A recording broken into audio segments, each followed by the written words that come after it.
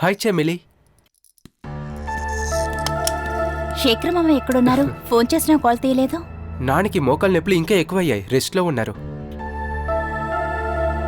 ప్రతి బావా, అఖిల తప్పు చేసుంటుందని నాకు అనిపించడం లేదు. ఆ క్యాష్ ఎలా పోయిందని ఇంకోసారి ఎంక్వైరీ చేయాలి. చెమిలి, నువ్వు మిగతా వాళ్ళని ఇంత ఎక్కువగా నమ్మకూడదు. నిజమైన పేరుని దాచిపెట్టి తను అఖిల అనే డూప్లికేట్ పేరుతో ఇక్కడ జాయిన్ అయింది. ఇంకా అకౌంట్ సెక్షన్లో జాయిన్ అయ్యి నీ నమ్మకాన్ని కూడా దోచుకుంది. సమయం చూసి డబ్బు దోచుకొని తప్పించుకోవాలనుకుంది. తను తెలియకుండా చేసుంటుంది బావా. ఎంతైనా కడుపుతో ఉన్న పిల్ల. చెమిలి, సెంటిమెంట్ గురించి ఆలోచిస్తే మనకు నష్టమైంది 36 లక్షలు.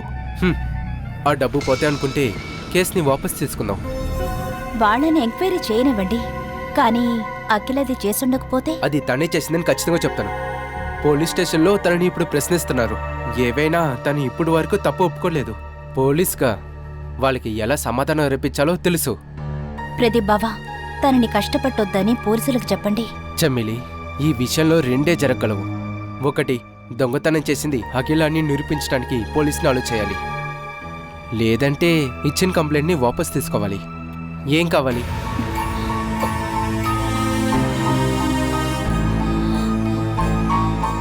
నీకు ఏ ఇబ్బంది లేదని నేను ముందుకు వెళ్ళిపోతున్నాను. ఇంకా అడ్డు రాకూడదు.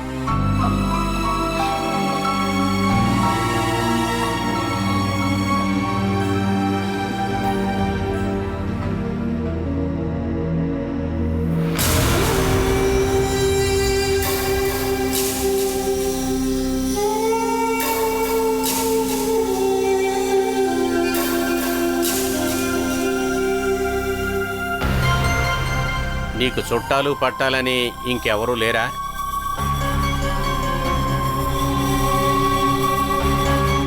ఎంత టైం అయినా ఎవరు స్టేషన్ రాకపోతే అడిగానులే.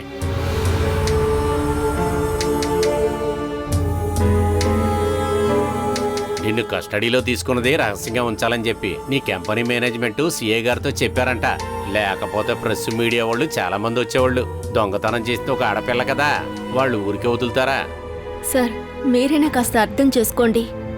నేనెంతో విశ్వాసంతోనే ఆ కంపెనీలో ఉద్యోగం చేశాను. అకౌంట్స్లో ఒక 10 రూపాయల మిస్టేక్ కూడా నేను చేసింది లేదు. ఇదే కదే అందరు దొంగలు చెప్తారు. జరిగిందంతా సార్తో చెప్పి నీ ఆరోగ్యం బాగా చూసుకో, నీకే మంచిది. నేను చెయ్యని తప్పుకి ఆపవే. ఈ దొంగతనం చేసింది నువ్వే, దానికి ఎవిడెన్స్ కూడా ఉంది. ఇక నువ్వు ఒప్పుకున్నా ఒప్పుకోకపోయినా నువ్వే దొంగవి. ఛార్జీ షీట్లో నువ్వు సంతకం చేసి తీరాలి, లేకపోతే సార్ ఒప్పుకోరు. మమ్మల్ని కష్టపెట్టకుండా ఒప్పుకో తల్లి. లేదు ఎవరైనా నేను ఇరికిస్తే అదేనా నువ్వు నాకు చెప్పు. ఎలాగో నువ్వు ఇరుక్కున్నావు, ఈ కేసులోంచి నువ్వు తప్పించుకోలేవు.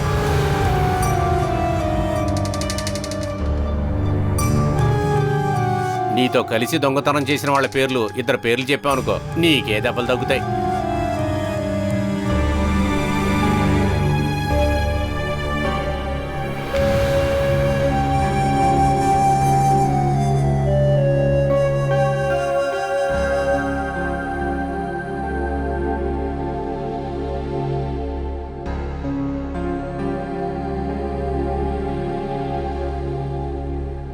మనోజ్, బాల మోసం చేస్తుందని నీకు అనిపిస్తోందా? ఇది మాత్రం కాదు, బాల ఒక 100 రూపాయలు కూడా ఎవరిని ఏమార్చదు. తను అంత మంచిది. నువ్వేంట్రా తనకి ఇలాంటి సమయంలో సాయం చేయకుండా ఉన్నావు?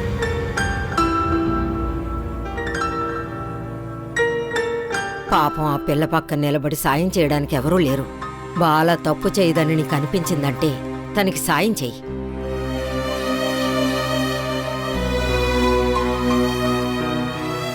జయ ఏమనుకుంటుందో అనే భయంతో నువ్వు వెళ్లకుండా ఉన్నావా? రే, న్యాయం పక్కన ధైర్యంగా నిలబడాలరా. ఎదుటి వాళ్ళు ఏమనుకుంటారో అని మనం సాయం చేయకుండా ఉండడం చాలా తప్పు. నువ్వెవరి గురించి ఆలోచించక్కర్లేదు. నీకేది న్యాయం అనిపిస్తే అది చెయ్యి.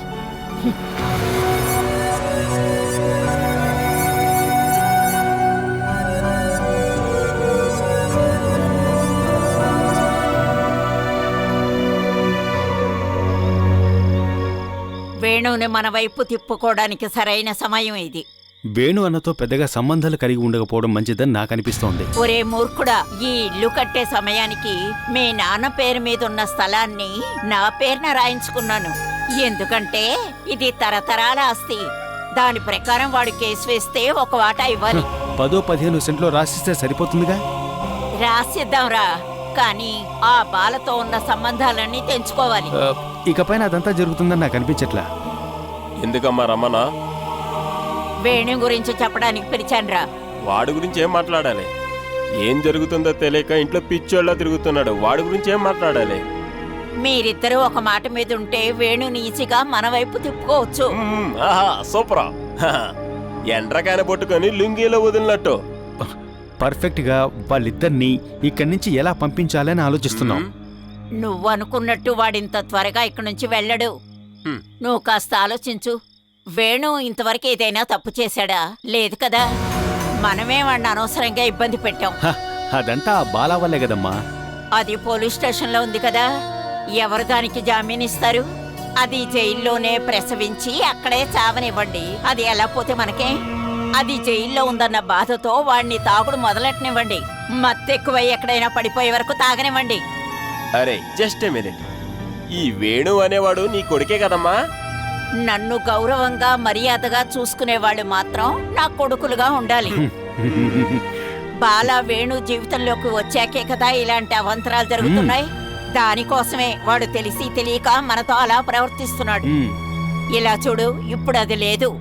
మనందరం డబ్బులేసుకొని బాలని బయటికి తీసుకురావడమే నాకు మంచిది అనిపిస్తోంది. సడన్ గా ఇలా అంటున్నావేంటి? ఆ 36 లక్షలు ఎక్కడ దాచిపెట్టిందో తెలిస్తే చాలు, మిగతా నేను చూసుకుంటా. దానికి ఇంట్లోకి చేరనివ్వను. కేసు అవ్వడానికి చాలా టైం పడుతుంది. అధిక జీవితాంతం జైల్లోనే చచ్చినా నాకేం బాధ లేదు. మన వేణుకి దాని మీద కాసింత కూడా జాలి కలగకూడదు. ఇక వాడి మనసులో బాల గురించి ఆలోచనే రాకూడదు. అది నేను చూసుకుంటానులే. మీ ఐడియాలు మీలోనే ఉంచుకోకుండా నాతో కూడా చెప్పండి. ఏం చెయ్యాలో వీడికి అర్థమైంది. నువ్వు వీడికి సపోర్ట్గా ఉంటే చాలు. నువ్వు వేసిన ప్లాన్ ఎప్పుడైనా వర్కౌట్ అయిందారా? ఆ 36 లక్షలు దొంగిలించిన కేసులో నా పేరు, నీ పేరు, అమ్మ పేరు వస్తుందేమో. ఈ కుటుంబంలో దానికి ఏ హక్కు లేదని చెప్పడానికి ఇదే సరైన సమయం.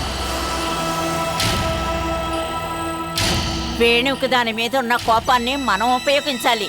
మనందరం వేణుకి సపోర్టుగా ఉన్నామని వాడికి అనిపించాలి.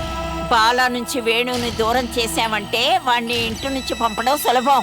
నా దేవత తల్లు, వంకర బుద్ధికి నోబెల్ ప్రైజ్ అనౌన్స్ చేస్తే ముందొచ్చేది మన అమ్మకే రోయ్. అమ్మ తల్లి, నాకు తెలియక ఒక మాట అడుగుతాను. ఎలాగమ్మా ఖచ్చితంగా మా ముగ్గురికి తల్లిలో పుట్టాలని నువ్వు అనుకున్నావు? ప్రస్తుతానికి నువ్వు నా మాట వింటే చాలు. నువ్వు పదరా.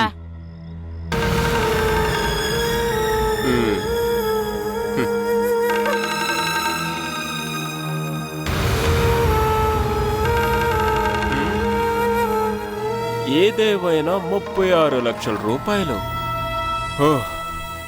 ఓ దేవుడా.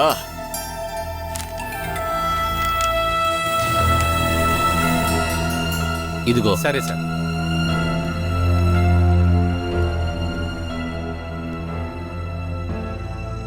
నమస్తే సార్. కూర్చోండి.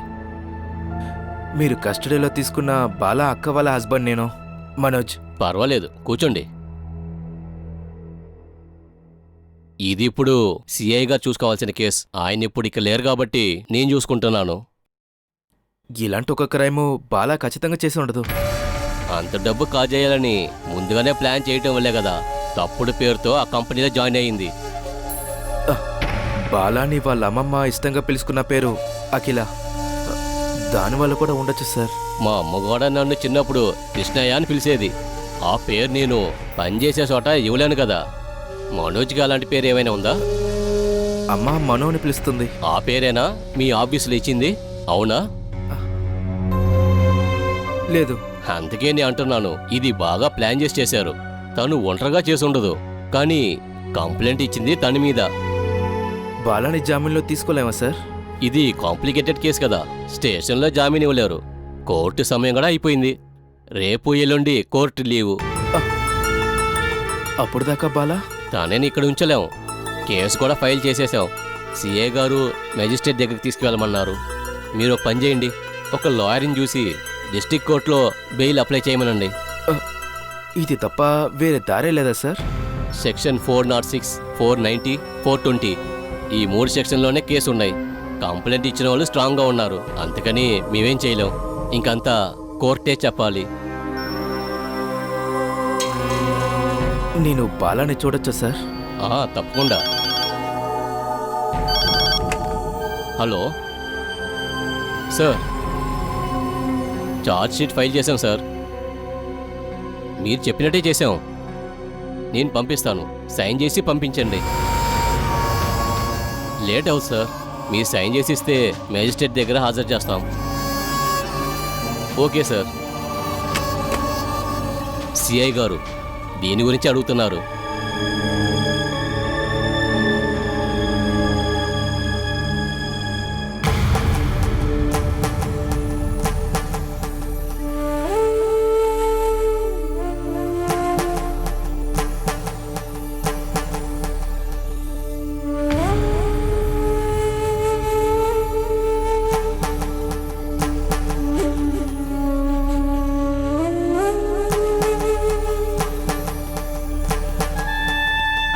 నిన్ను చూడటానికి ఎవరో వచ్చారు, లేచురా.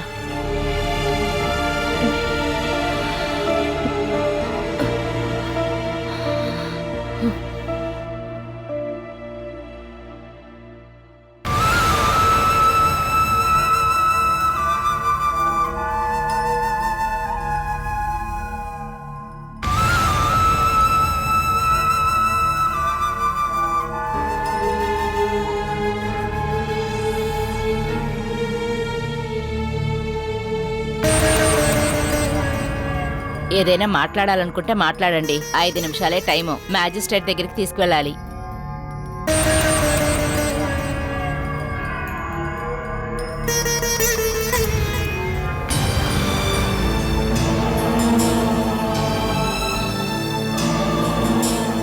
బాలా, అసలేం జరిగింది?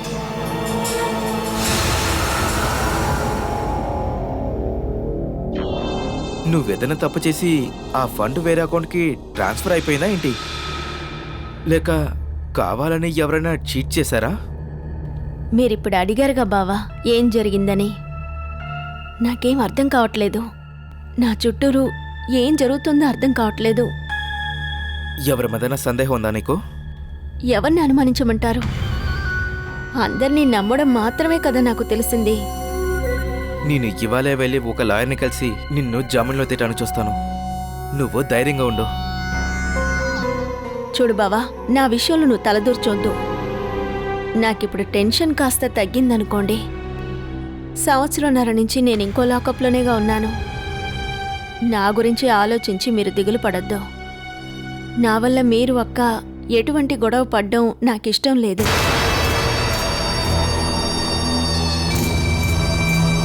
ఇకపై ఇక్కడ కోర్టులో, జైల్లో ఎక్కడ నన్ను కలవడానికి రావద్దు. నా జీవితం కంటే ఇప్పుడు నాకు ముఖ్యం మీ జీవితమే. నాకు హెల్ప్ చేయబోయి మీ జీవితం నాశనం చేసుకోవద్దు.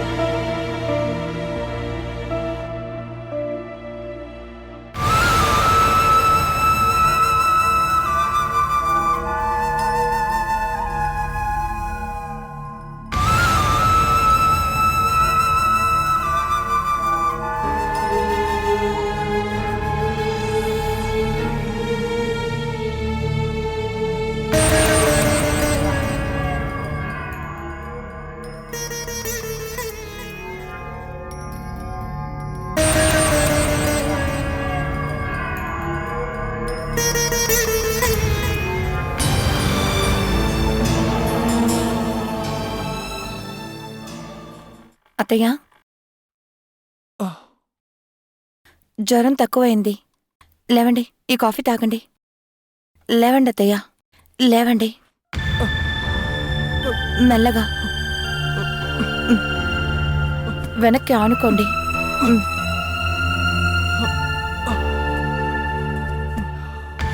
జారబడి కూర్చోండి. ఇదిగోండి, తాగండి. వేడిగా ఉంది, జాగ్రత్త.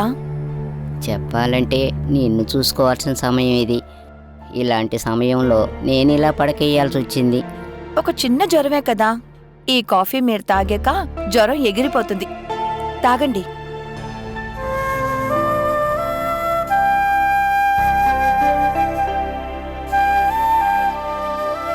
కృష్ణ వాళ్ళ నాయనమ్మ సుధర్మకి ఏకైక కొడుకు ప్రసాదు. వాడు పెద్దింటి సంబంధమే చేసుకున్నాడు. పెద్ద అంతస్తుల నుండి వచ్చిన అమ్మాయి వాళ్ళ పెళ్ళైన 3 నెలల్లోనే వాడిని తీసుకొని వాళ్ళ ఇంటికి వెళ్ళిపోయింది. ఇప్పటికి 2 ఏళ్ళు అయ్యింది. ఇంతవరకు వాళ్ళ అమ్మా నాన్నను కూడా చూడటానికి రాలేదు. ఇదెందుకో ఇప్పుడు చెప్తున్నారు? నా పరిస్థితి సుధర్మ పరిస్థితి అనుకుని చూశాను. ఇలా జ్వరంలో పడుకుని మీరు చాలా మందితో కంపేర్ చేసుకుంటున్నారు. ముందు మీరు తాగండి.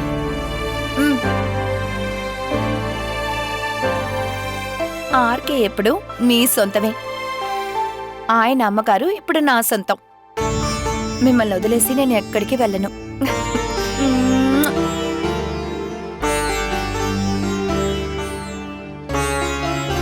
నేను ఇలా పడుకొని ఉండటం నీకేమైనా ఇబ్బంది అనిపిస్తుందా? కావాలంటే పనికి ఎవరినైనా పెట్టమంటావా? ఇది చాలా బాగుంది. మరి నేనెందుకమ్మా ఇక్కడ ఉన్నాను? తను ఇప్పుడు బాగా రెస్ట్ తీసుకోవాల్సిన సమయం. నేను చూసుకుంటానులేమ్మా. వంట పనికి ఎవరినైనా పెడితే బాగుంటుంది. దానికి అవసరం లేదత్తయ్య. ఏంటి ఈ సమయంలో పనులన్నీ నువ్వే చేసుకుంటావా? నేను చెయ్యను, ఆర్కే ఉన్నారు కదా. పొద్దున్న బ్రేక్ఫాస్ట్ ఓకే, భోజనం కూడా 15 నిమిషాల్లో సిద్ధమైపోతుంది. పులుసు కూడా రెడీ అయిపోతుంది. ఇకపోతే రాత్రి నేను వచ్చాక చపాతీలు చేసుకుందాం. మీరేమనుకున్నారు అత్తయ్య? మీరు నాకు కట్టపెట్టింది అన్ని పనులు చేయగలిగే ఒక మనిషినేగా. మీరు ముందు తాగండి. ఇంకా షర్టు ప్యాంట్ అంతా అయన్ చేసుకున్నారు ఓ కదా? చేశాను మేడం. నేను ఈరోజు అత్తయ్యం చేసుకోవాలి. ఇక ఈ సాకు చెప్పి తప్పించుకుంటావు. దేవుడా, పెళ్లికి ముందే ఈ పనులు నేర్చుకోవడం మంచిదికైంది. ఇదంతా ఏంటిది? డెలివరీకి నన్ను ఇంటికి పంపించినని అత్తయ్య చెప్పారు. అప్పుడు మీకు ఇంతకంటే ఎక్కువగా పనుంటుంది. డెలివరీ టైంలో నన్ను మీరే చూసుకోవాలి. నాకు కిచెన్లోకి వచ్చే పనుంది.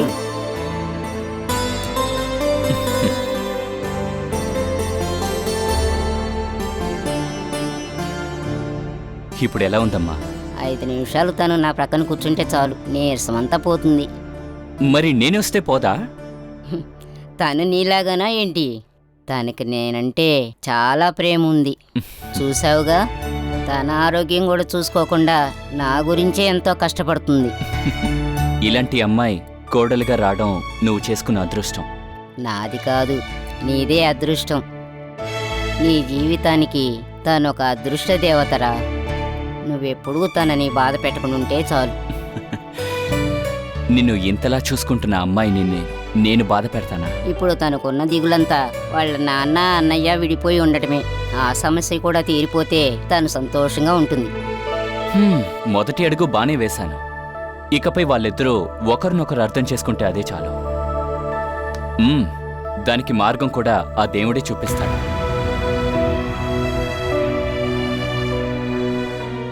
ఇదంతా తన సంతోషం కోసమే కదమ్మా. ఇబ్బంది పడినా పర్వాలేదు.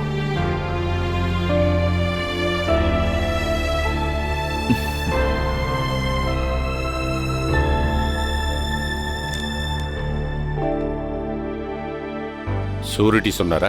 లేదు సార్. ఆవిడ్ని పిలవండి. శ్రీజ, తీసుకురా. రా.